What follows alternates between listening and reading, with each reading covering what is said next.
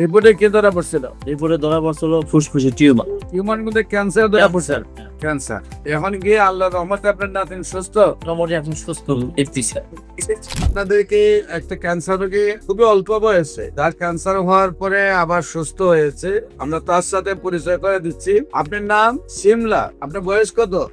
13 বছর। আপনার কি সমস্যা হয়েছিল? এখন আপনি কয় মাস ওষুধ খাইছেন?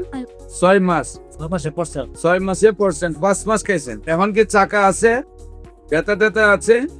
এখন সম্পূর্ণ ভালো।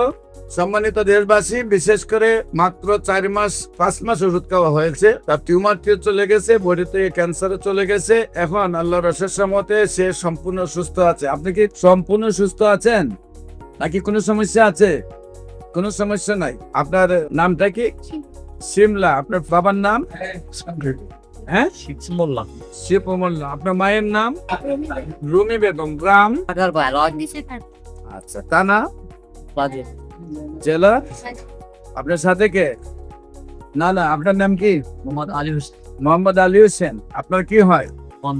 এর ঘরে নাতি আর কি। মেয়ের ঘরের নাতি। কি সমস্যা হয়েছিল, কি সমাধান হয়েছে? এর কোথায় কোথায় চিকিৎসা করছেন? এখানে পপুলার চিকিৎসা করাইছি, তারপর আপনার এই ফুসফুসের টিউমার ছিল। এখানে আপনাদের এখানে আইসা 5 মাসের চিকিৎসা।